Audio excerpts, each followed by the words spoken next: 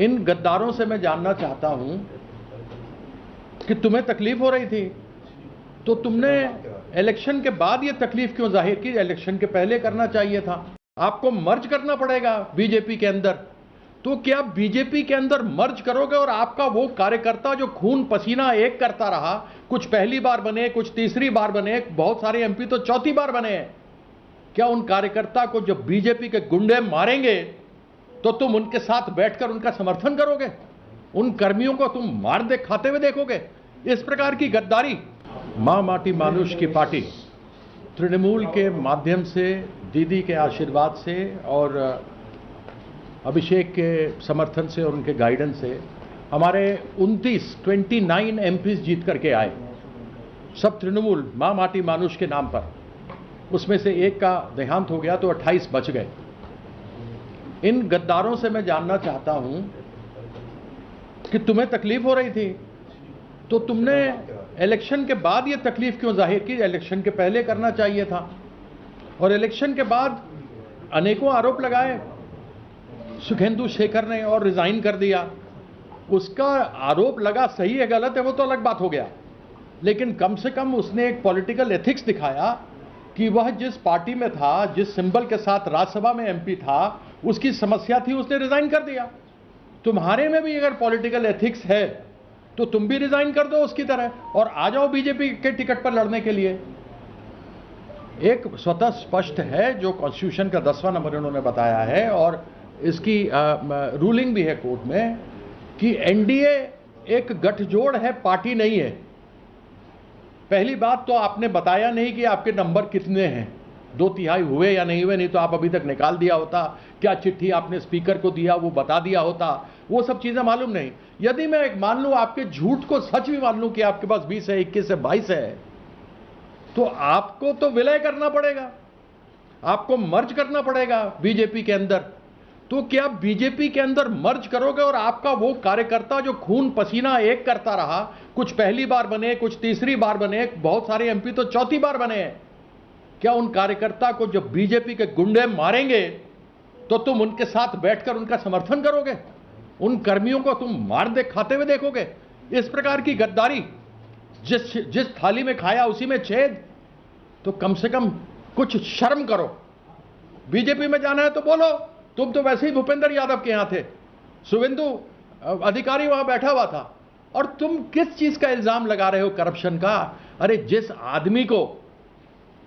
आदमी को कैमरा पर देखा गया, नरेंद्र मोदी ने भाषण से बोला, क्या लाए हो, पैसा लाए हो, लाओ लाओ लाओ, कुछ इधर रखा, कुछ इधर रखा, ये नरेंद्र मोदी का है, मेरा नहीं है। उसको तुमने उधार का सिंदूर अपने मांग में बीजेपी और आरएसएस बना करके 5 लाख का ब्राइब लेता हुआ, रिश्वत लेता हुआ देखा गया। उस उधार के सिंदूर को तुमने आरएसएस और बीजेपी ने अपने मांग में सजा लिया। तुमने तो ऐसे उधार का सिंदूर अपनी मांग में उड़ीसा में, बंगाल में भी किया, असम में भी किया। तो तुम किसकी बात करते हो? तुम में जरा भी गैरत है, तुम में जरा भी मोरालिटी है, तुम्हारे में जरा भी प्रॉपराइटी है तो खड़े होकर के बोलना कि हम तृणमूल के नहीं हैं। और तृणमूल के कार्यकर्ता अगर तुम्हारे क्षेत्र में मार खाएंगे तो ये कल्याण दा है, इनके नेतृत्व में हम वहां जाएंगे, उनके साथ खड़े होंगे, क्योंकि गद्दारी नहीं करते।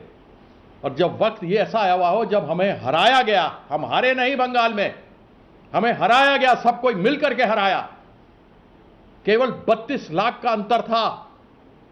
उस 32 लाख में 27 तो एजुकेशन का था, ऊपर 6-7 लाख लोग को अलग से वोट में डाला गया। इसलिए यह ना समझे बीजेपी, जिस प्रकार से झूठे वादे किए थे कि अगले महीने से 3,000 रुपया देंगे, 12-12 कागज का फॉर्म दिया हुआ है। सो याद रखना, भागने वाले भगौड़ों, गद्दारों, वो डीए भी नहीं मिला उसका, 31 तारीख तक, दिसंबर तक डेट मांग लिया है। याद रखना कि 29 के अंदर साफ हो जाएगी बीजेपी, केंद्र में भी साफ होगी और बंगाल में भी साफ होगी। इसलिए आप लोगों के सामने बड़े स्पष्ट रूप से बता दिया कि किस प्रकार से अगर काकोली, डॉक्टर काकोली आज बैठी भी, जिसको दीदी बनाया, वो शर्मिला सरकार जो एक डॉक्टर थी, सरकारी दफ्तर में पहली बार जीत कर आई। तुम्हारे साथ क्या भ्रष्टाचार हुआ? कौन थे तुम्हारे साथ क्या हुआ? पहली बार आए हुए लोग, ये मुंह और मसूर की दाल, तुम्हारे साथ क्या हुआ इतने सालों में? तुमको कहां से उठा के बनाया? और काकोली दासीदार 3 इलेक्शन हार गई थी, 5 इलेक्शन हारी थी, उसके बाद भी दीदी उसको देकर एमपी बनाया। तुमको सिर्फ एक चीफ विप से हटा दिया क्योंकि तुम पार्लियामेंट में नहीं आती थी। मैं वहां पर रहता था, कल्याण दा था, तो कम से कम विप के माध्यम से मालूम होता था कहां क्या कार्यक्रम होगा। तुम विप बना तो तुम आता ही नहीं था, फोन पर इंस्ट्रक्शन देता था। अरे कुछ तो गैरत रखो, वो चिट्ठी तो सामने लाओ जो स्पीकर को तुमने दिया है। और भूपेंद्र यादव के यहां तुम जाके चाय पी रहे हो और समोसा खा रहे हो, तो यह तो स्पष्ट है कि तुमको बीजेपी में जाना होगा। तुम अलग गुट में खड़ा नहीं हो सकता, क्योंकि यह कानून में, संविधान में लिखा हुआ है। या तो यह बताओ तुम्हारा अध्यक्ष कौन है पार्टी का, क्या तुम इलेक्शन कमीशन में रजिस्टर्ड हो, यह बताओ। ये सारी चीजें उनसे जानना चाहते हैं। तो इसलिए इन गद्दारों को जाना है जाए, लेकिन कभी तृणमूल का नाम मत लेना।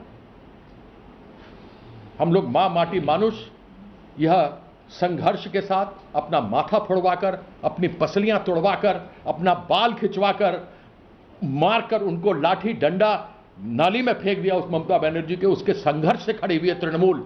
जब विरासत में नहीं मिली है पार्टी, और एक बार फिर जब शेरनी घायल होती है ना, तो ज्यादा खतरनाक होती है। देखना आगे आने वाले इस वक्त में क्या होने वाला है।